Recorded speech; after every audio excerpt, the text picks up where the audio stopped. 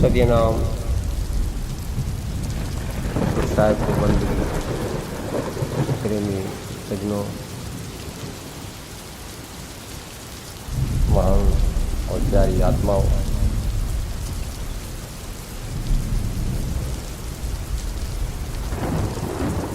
पहली सत्संग में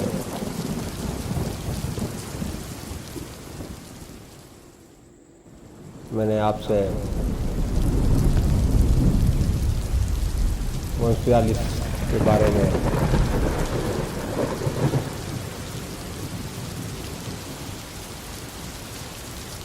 सत्संग की थी और कुछ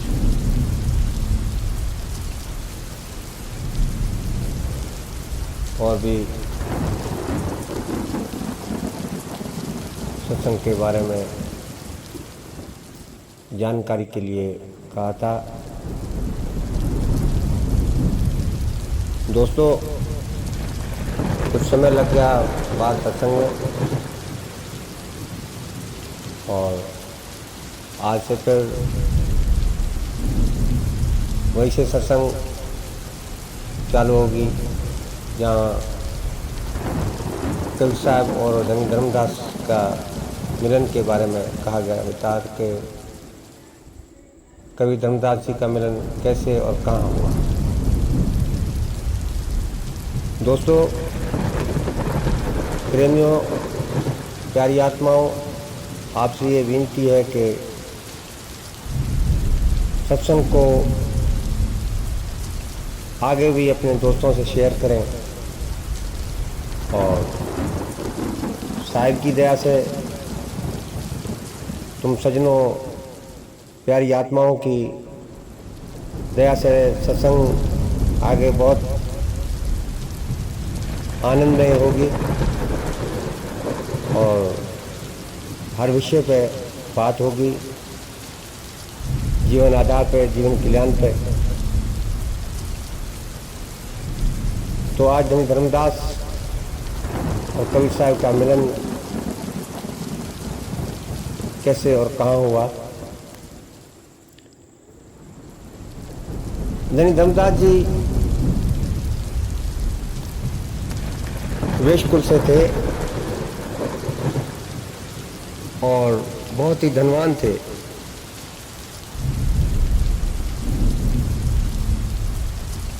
जिस समय आप संन्यास के रूप में थे और तीर्थ स्थानों पे गमन किया करते थे,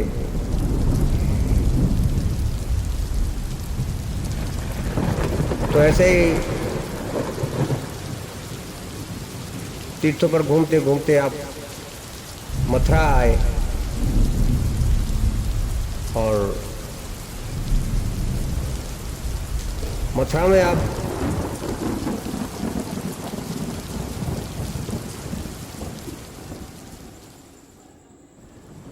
तीर्थ स्थान पे वहां बैठे हुए थे और प्रसादी का समय था।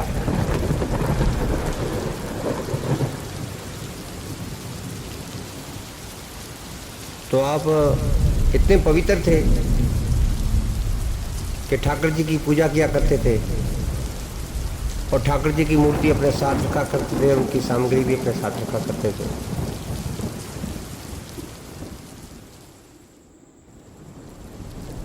तो आप जी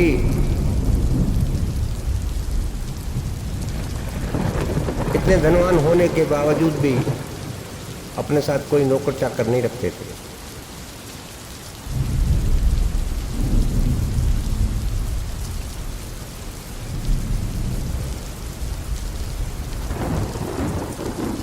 और खुद ही अपना खाना खुद पकाते थे, रोटी खुद पकाते थे। और इतनी जो स्वच्छता थी कि आग की लकड़ियां जो होती थी वो भी खुद चूते थे और ऐसी लकड़ियां इस्तेमाल करते थे जिससे काला धुआं वगैरह ना उठे, जिससे बर्तन काले हों और सूखी हुई हों। उसके बावजूद भी उनके धोकर उसके बाद खाना पकाते थे। तो जब खाना पक गया, कुछ लकड़ियां बच गई,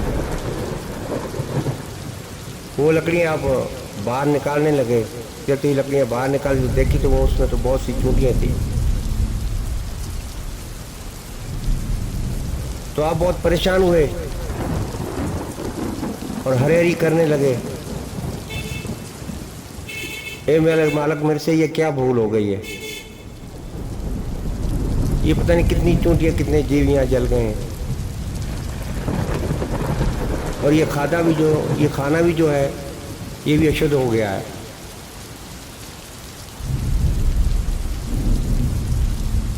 अब ये खाना तो मैं तो नहीं खाऊंगा। हाँ, ये किसी दीनहीन, किसी गरीब व्यक्ति को या किसी साधु संत को निवेदन करूं। ये इच्छा रख के आप थाली में खाना परोस कर जैसे उठे, देखा सामने, देखा तो आप एक शीतल वृक्ष के नीचे कबीर साहब बैठे हुए हैं, जिंदा फकीर के वेश में। धर्मदास जी सीधे साहिब के यहाँ गए और उनसे निवेदन किया कि महाराज ये प्रसादी लीजिए। तो साहब जी ने कहा, सेठ धर्मदास, ये जो तुम प्रसादी लेके आए हो, ये तो बहुत से चूंटियों की जली हुई आत्माओं से भरी हुई है। और तुम ठाकर जी की पूजा करते थे क्या? ठाकर जी से तुमने पूछा नहीं कि इन लकड़ी के अंदर ये चोटियां हैं?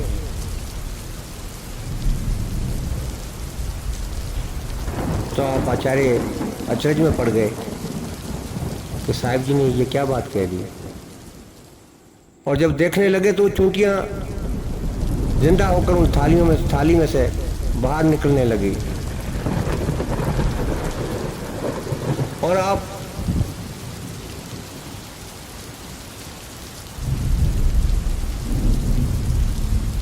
बहुत अचरज में पड़ गए।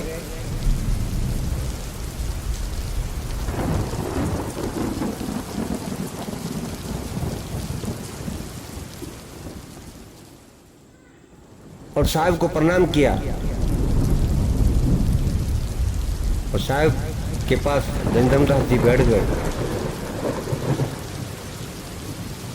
साहब ने उनको कुछ ज्ञान भी दिया। तो आपने पूछा, बाबा जी आप जी कौन है?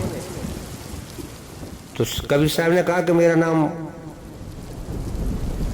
साहिब कबीर है और मैं सतलोक का निवासी हूँ। बस इतनी बात की और आप वहां से अलोप हो गए।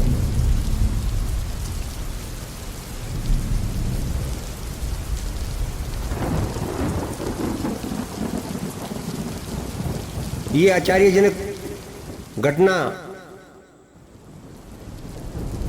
और साहिब का उनका नाम लेके उन्हें बतलाना और चूंटियों को जिंदा करना, ये चीजें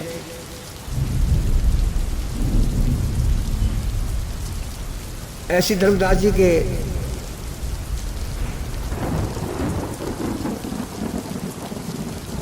मन में घर कर गई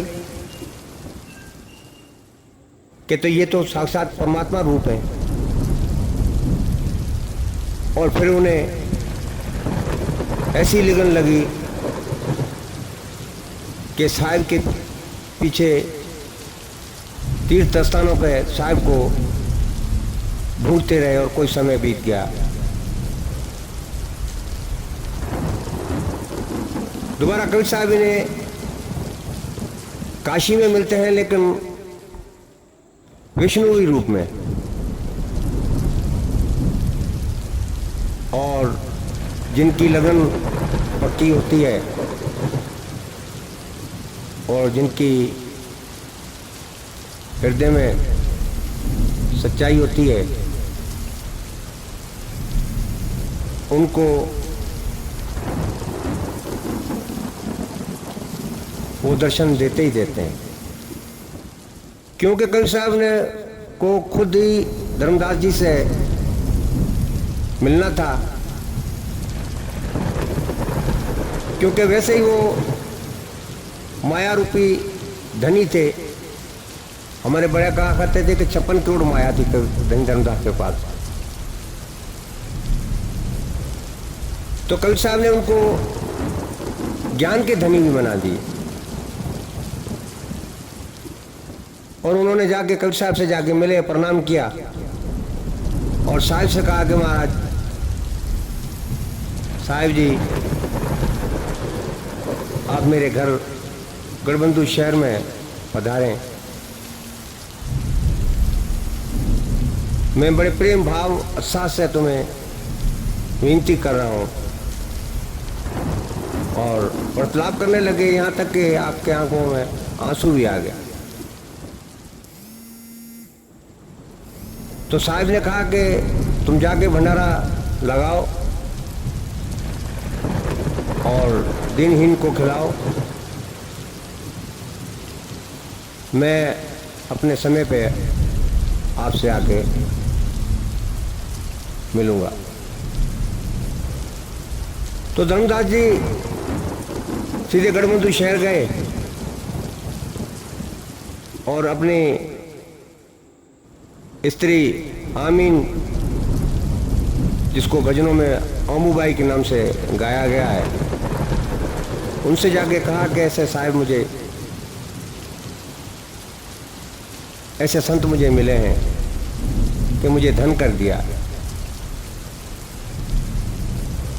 और वो यहाँ अपने यहाँ गढ़बंधु शहर में दर्शन देने के लिए अवश्य आएंगे, ज़रूर आएंगे। उन्होंने मेरे से, संत का तो वचन ही होता है। तो कुछ दिन बीते तो इनकी आराधनाएं साहिब के बारे में चलती रहीं। यहाँ धर्मदास जी गा के उम्मीदी गा रहे हैं कबीर साहब के बारे में,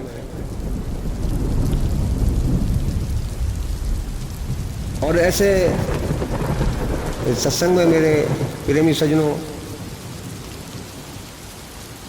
प्यारी आत्माओं, सच्ची आत्माओं, ये सत्संग जो तरीका है, इसमें साथी सुबुद भी चलेगा और भजन राग भी चलेगा। जहाँ जहाँ पर उनकी ज़रूरत होगी वहाँ पे उनको भी चलाएंगे। तो धर्मदास जी क्या कह रहे हैं?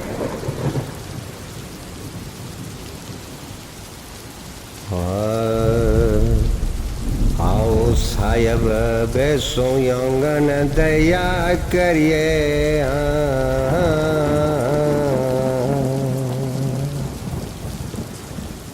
जीव रोथे करो नियो भार साहिब वे गयाओ जल्दी आओ।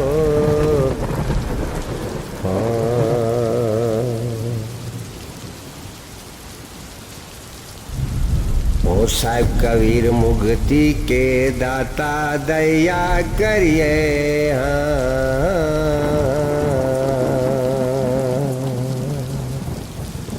जीव रोथे करो नियो भार साहिब वे गयाओ जल्दी आओ।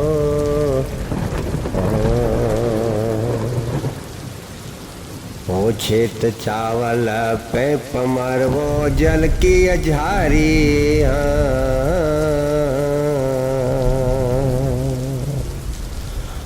ओ छेत चावल पे मरबो जल की अजारी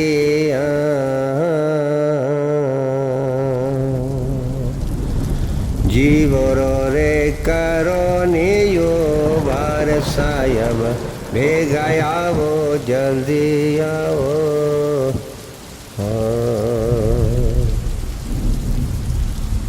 ओ खीर कौन राई मृत वो जन संत जिमाऊं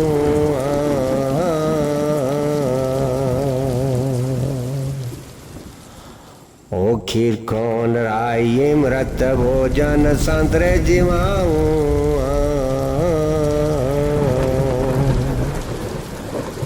ओ जी गुरो रे करो नियो बार सायब भेगा आवो जल्दी आओ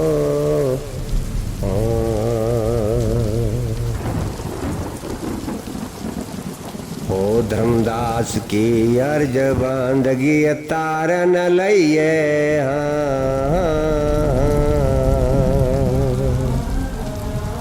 ओ जी हो रोते करो नियो बार सायब वे गया वो जल्दी आओ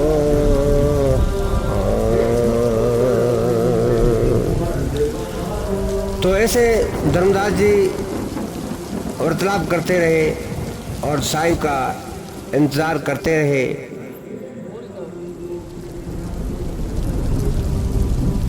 मेरे सज्जनों, अगली सत्संग में फिर अमीन ओमू भाई वो कैसे वार्तालाप कर रही है और ऐसे आहिस्ता आहिस्ता साहिब धर्मदास और वंश प्रणाली का प्रवचन जो है वो चलता रहेगा। धन्यवाद। और मेरी आपसे ये प्रार्थना और विनती है प्रेमियों से, सज्जनों से, कि ये सत्संग आप आगे भी शेयर करें। मैं आपका आभारी हूँगा। सतनाम साहिब बंदगी, बंदगी गुरुदेव महाराज दुखदास जी को बंदगी। ठीक है, सही हो गया।